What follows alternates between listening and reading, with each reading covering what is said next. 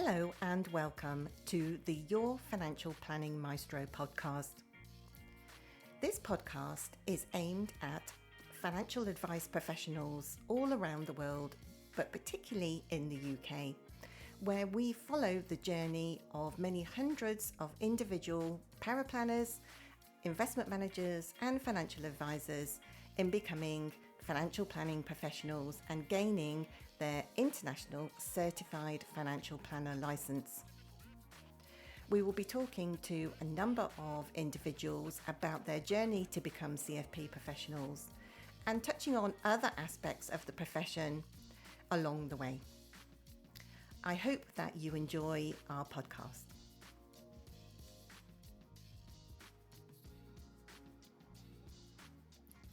Hello and welcome. I'm Jackie Lockie, your financial planning maestro. And on today's podcast, I'm talking to a person who has recently changed careers and also become a certified financial planner. And that is Henry Anderson, who is Senior Advisor at Parallel Wealth Management. Hello, Henry. Good afternoon, Jackie. How are you? I'm very well, thank you. Are you? Yeah, can't complain. Sun's shining, and looking forward to sharing my experiences of CFP.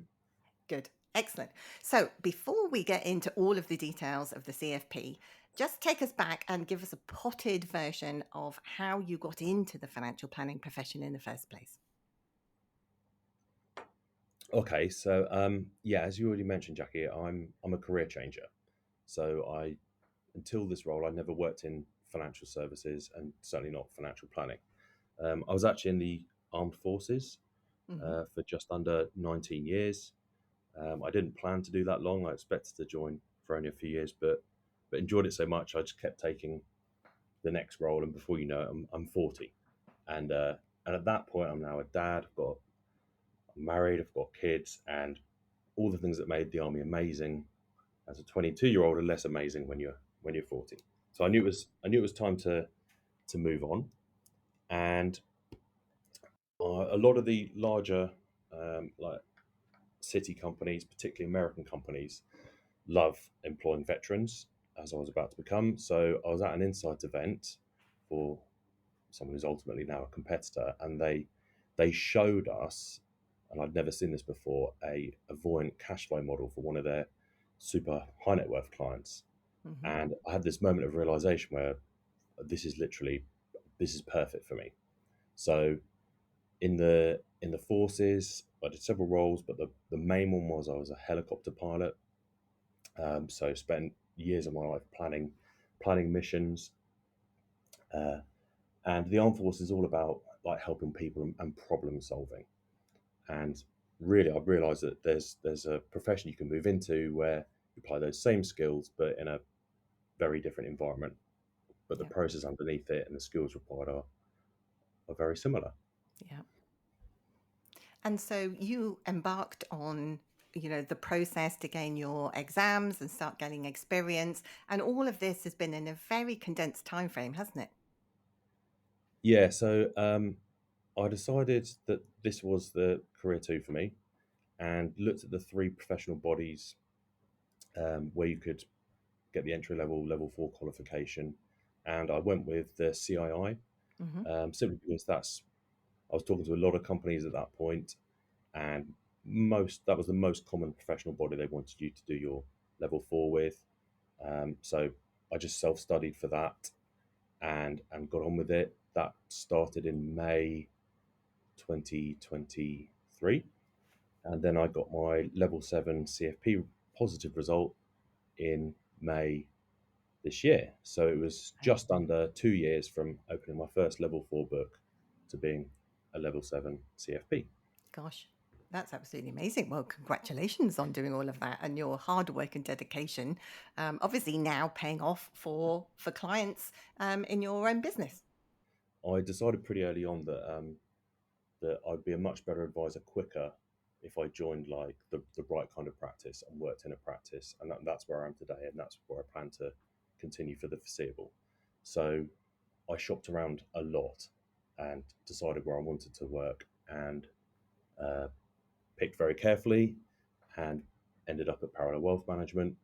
And the reason I wanted to do CFP was partly internally, really, because let's be honest, almost no clients have heard of the various levels of uh, level 4, level 7, level 6 qualifications, all the professional bodies.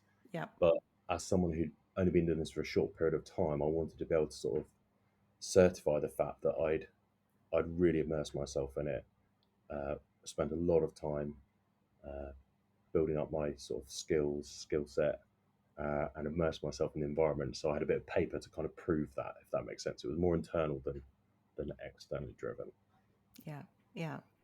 And so obviously you sat to the CISI level 6 exam first, and shot through that. And then did you move straight on the next quarter to the level 7 case study?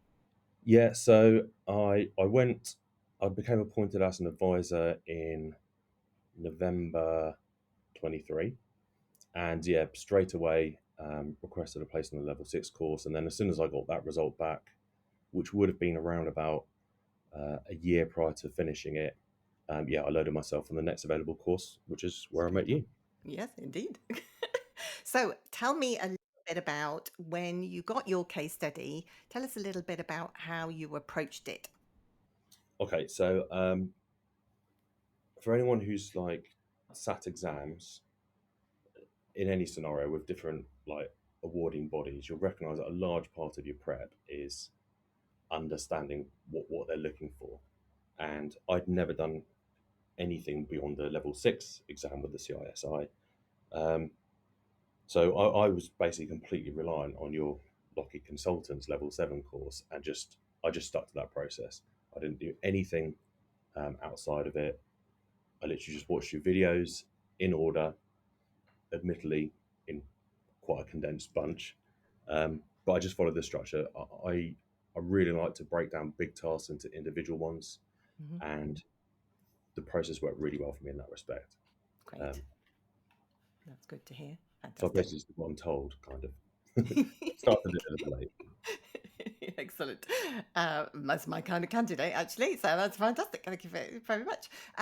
So when you started, getting under the bonnet of the case study, were there any particular areas that you struggled with, and issues that you felt that you needed to overcome?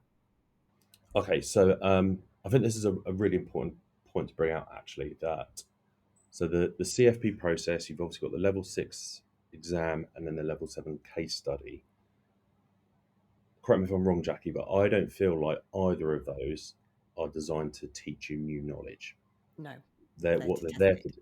Exactly. Yeah. Yeah. That's how it felt. So if you go into certainly if you go into the case study, and the reason that the level 6 exam exists is to stop you ending up in that position where you haven't demonstrated some knowledge in all areas of financial planning. Um, so to answer your question more directly, no, there were no specific areas that I felt I didn't know. Obviously, there's like, if you do a whole load of work on retirement planning and less on estate planning, for example, you're probably going to have to like top up your knowledge or refresh some areas a bit there.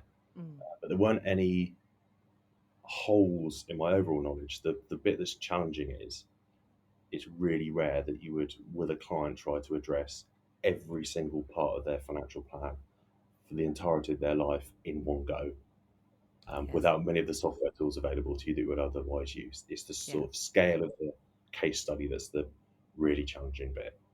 And I think also these case studies, the clients are not extremely affluent, are they? They can just about make things work, but with a few tweaks. And so a lot of this process is about how you make those tweaks and the recommendations you make, isn't it? Yeah, absolutely, and that was definitely the case for the case study I was given, in that their list of what they wanted to do seemed wildly incompatible with what assets they had and income they had to do that with. Mm, And actually, in the case of the case study I was given, I actually had said, no, you can't do this, which was, I actually think, quite a useful thing to put in there. It wasn't possible to achieve all of their goals without some compromise somewhere. And yeah, actually, it was really a good lesson in, obviously, through a piece of paper, trying to understand what is really important to the client, and then working out which areas you have to compromise in. yeah. And yeah, it's not straightforward. in terms of there's a big surplus. It's you've got to really make it work for the cash flow model to have some positive numbers in the bottom right corner by the end. Yes. And so tell us about your cash flow model, because you went into a lot of detail, down lots of rabbit holes, didn't you, for your cash flow? Yeah. So whilst you can use cash flow modeling software um, for the CFP case study, you don't recommend it because it doesn't necessarily give you the fidelity or the level of detail of information you need. Yeah. Then convert that into a written case study, and so but you absolutely do need to do cash flow modeling, but it's with Excel, and the size of the spreadsheet by the end of it is enormous. You could probably like wallpaper a room with it. Um, and yeah, that jumping forward slightly, this is definitely one area that if I was doing it again, if I had to go and set another case study, which would be I'd have to dig deep for that. Mm. Um, I would I would spend less time on the cash flow model, obviously, given my background, given what I thought the examiner would be focusing on. I spent absolutely ages making this exquisite cash flow model, but really, that's just a platform to write a report on the back of that demonstrates your holistic financial planning knowledge. And Mm. actually, it's the second part of it that you pass or fail on. Yeah. Yeah. I mean, one is essentially explaining what you've done in the spreadsheets, isn't it? But you're kind of explaining it and saying to the client, look, you've got these four essentially conflicting objectives, and you can't afford to do all of them. If you do nothing, this is the situation. So we've got to do something. So now I'm going to show you my skills as a financial planner and show you the best combination. It's that 3D jigsaw puzzle that I like to talk about, isn't it? And that's the tricky bit, isn't it? Molding those two bits together, where the science of your spreadsheets meets the kind of art of talking to clients and explaining yourself. Yeah, absolutely. And the CFP will punish you if you don't have that clarity, because if you want to make a quick tweak as to as to what they implement, well, that results in the best part of a day of redoing spreadsheets. So you really, really, really do need to be clear about what you're recommending, what you're not recommending, and Mm. all the details that go with it, and then work out the evidence on that. And yeah, hopefully it works at the Brilliant. end of that process. Otherwise, you're starting it again. But it Yeah. does work. They're designed to be achievable, but only just with some Yeah. compromise. Yeah. Um, Yeah. and you're right, and you do need to.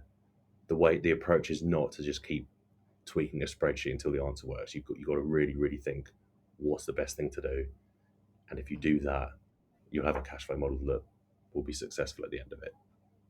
And so you sent your first submission in. So you burnt the midnight oil in the last week or two before the submission deadline, didn't you? You were MrLastMinute.com, as I recall. And you sent your submission in, and then what happened? Yeah, so I'm quite happy to talk about this because I quite passionately believe that like the way to I don't particularly believe in multitasking lots of things at the same time. So if I want to get something big done, I will just dedicate some time to it. And quite often that big chunk of time will be relatively towards a deadline because I do thrive on pressure. So yeah, Mm. I basically started my case study about a week before it was due, but then booked off an entire week to do it. My family were on holiday. I stayed at home and just literally burned the midnight oil, worked through the nights a couple of times, but which might sound ridiculous, but actually it meant that I had a CFP week and then go back to normal stuff afterwards. Mm. Um,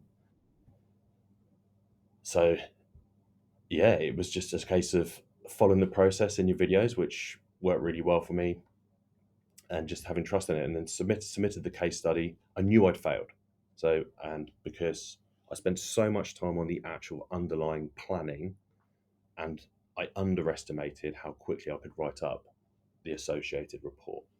But that's fine. You get three submissions, and it was actually quite a useful exercise. It felt like a bit of a failure at the time, but it was really, really helpful to get that direct feedback on what the examiner is looking for. So, case study went in. I knew I'd failed because I'd got a good cash flow model behind it.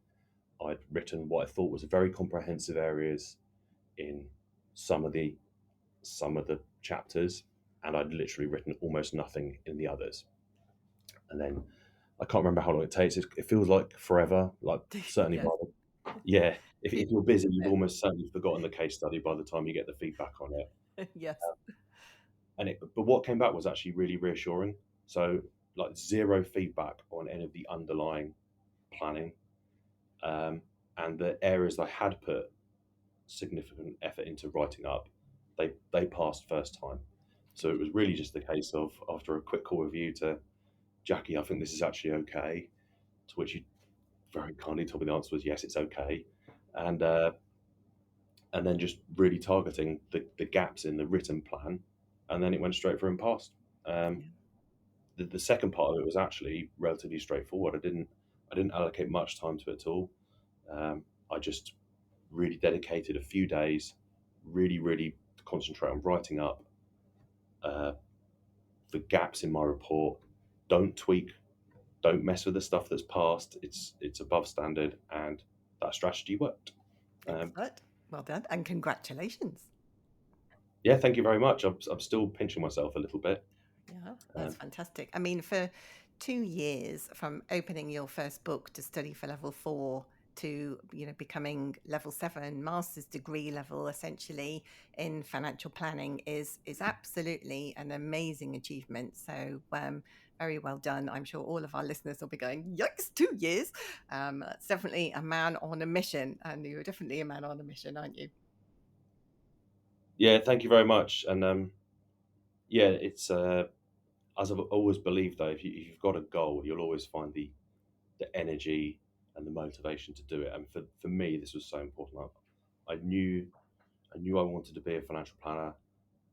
The idea of being any kind of profession and not being really good at it horrifies me. I don't understand why you would try and offer services to people unless you think they're the best you can be. And for me, CFP was the metric. If I can get through CFP, I know the learning journey is definitely not finished, but you're at a really strong, globally recognized standard. And that Yeah. was, yeah, I never had issues like opening the laptop and getting on with it. I just, as I often do, is do it in relatively last minute in a very intense way, which might not work for everyone, but if that resonates with someone listening, you can do it that way. Yeah. Maybe add a little bit more time. Yeah. And so, how many hours in that condensed version that you did? How many hours roughly do you think it took you to complete I guess essentially both submissions and become a certified financial planner? So I would estimate somewhere between 80 and 100 in total, with the vast majority being on the first submission. Mm, So yeah, yeah, probably around 70 hours for submission one, of which three quarters of that was on the actual underlying planning. Um, and then second case study submission was actually relatively straightforward. I literally didn't even open a spreadsheet. I knew that bit was already at the standard, and it was just a case of applying the same rigor I'd done to some of the chapters in the first submission and just writing the others. yeah, Um, yeah, so that is it's definitely achievable. yeah. It's just hard work doing it that quickly and late. Yeah. And that's what we say in the course, isn't it? That we want your first submission, we want you to give it absolutely everything you've got, on the basis that if you can't pass on your first submission, that you're within a gnat's whisker and you were extremely close to passing. And like you say, don't need to do anything with your spreadsheets. Or the fundamentals of the advice that you're given are all sound. It's just a case of explaining yourself properly, isn't it? Yeah, absolutely that. And I actually, and whether you choose to spread it out over a number of weeks or whether you tend to do it in one compressed bit of work at the end, I do think that strategy is probably the best one for this kind of exam. Mm, So be really clear on what outcomes you're trying to achieve and which ones you're not. Develop a plan that delivers that for the clients, and then park that part. Have confidence in that part, and then just really focus. Don't start worrying and going back and tweaking it. Just write up a really clear, logical, thorough report, yeah. which of course your course helps very significantly with. um, in terms of what they're looking for, and just stick to the plan, and it does work. It does. It does indeed. And so, looking back now, how has it changed? Has it challenged or changed the way that you deliver advice in real life to real clients? Yes, it definitely has. I was always quite a believer in like cash flow modeling and like holistic planning. That's why I do what I do now. It wasn't like I've come into it and evolved that position from day one. That's why I've chosen to do it. Hmm. But what has significantly changed is, firstly, is my focus on like drawdown planning, because it's quite straightforward to tell a client where to move their assets that's tax efficient today. Um, but that alone will not get you through the CFP case study. You've got to be able to look forward 20, 30 years and work out which pots of money you're going to take their income from and who's going to do it and why, because the plan literally is not viable unless you go into that level of detail. And I apply that same rigor all the time now with clients. Like, it's quite easy to show them why certain accounts are more tax efficient than others, but showing them how it's going to work for them 20 years into retirement, that adds a massive level of reassurance to them. Mm. Um, and so, yeah, that's a huge bonus I've got from it. The other one is one of the opening sort of paragraphs in the report, which I didn't really understand why it existed at first. I didn't even complete it until the second submission, but it's part of the process. It's part of like um, understanding, after you've understood like what goals someone's got in broad terms. It's, do they have assets that I can actually manage for them, or do they have an income surplus that I can manage for them? And if you don't, well, the CFP process should end then. Um, which sounds brutal and is sad, because, as we know, everyone should benefit from holistic financial planning.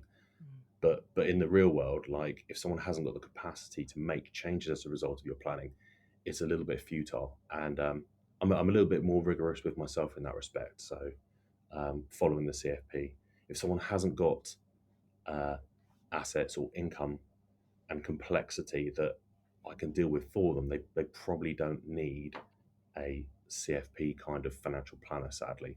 Mm. Um, Yeah. Yeah. but yes, they're the two main things I've taken from it. Fascinating stuff. And that's, great to hear that, on reflection, that you can make those changes and get that level of clarity in your business moving forward. So, Henry, we're at the end of our interview now, and I just wanted to ask you if you could share some tips with those who are about to start their journey to become a certified financial planner themselves, or maybe already started the process and starting to panic. If you could share some tips about what advice you would give them for their own journey. Yeah. So, first tip, number one, I would say is, um, particularly if you're a career changer or relatively early in your career, get on with it. Just sign yourself up for the level 6 exam or the level 7 case study if you've already passed it, and just get on with it, because obviously the value you'll get from it is much greater the earlier you start it. The confidence it's given me to, not shy away from really complex cases. In fact, find them exciting opportunities. That that has been so worthwhile in itself. So, early do it, the better. In terms of dealing with the actual exam and case study in particular, is follow the process. It really works. Don't veer from it too much, and it will work out. Get that first submission in to the best standards you can. But if you know there are holes in it, that's okay, because you've still got two more submissions, and you'll get really, really useful feedback from the examiner as to what they're expecting. And then the final one is, stick with it. Don't quit. It is quite intimidating. Lots of people never get to the first submission. That's probably, I'd say, how most people fail, is they sign up to it, see what it looks like, and then don't submit. Mm. Don't be one of those people. It is absolutely worth it, and provided you know your stuff and are willing to put the hours in, you will get through it. Yeah, yeah, absolutely. Three great tips there. Henry, it's been an absolute pleasure to talk to you. Thanks for sharing your journey and for coming on the podcast today. Likewise, Jackie, thank you very much for having me. And good luck to anyone listening who's thinking about signing up or is about to submit their case studies.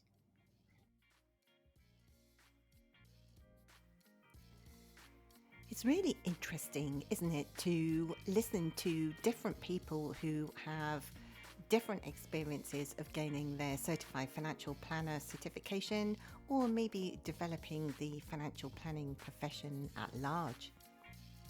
If you know anybody who you think might be interested in listening to any of these podcasts, then please do pass on our details. That's it for me. I hope you've enjoyed today's episode. See you again soon. Bye for now.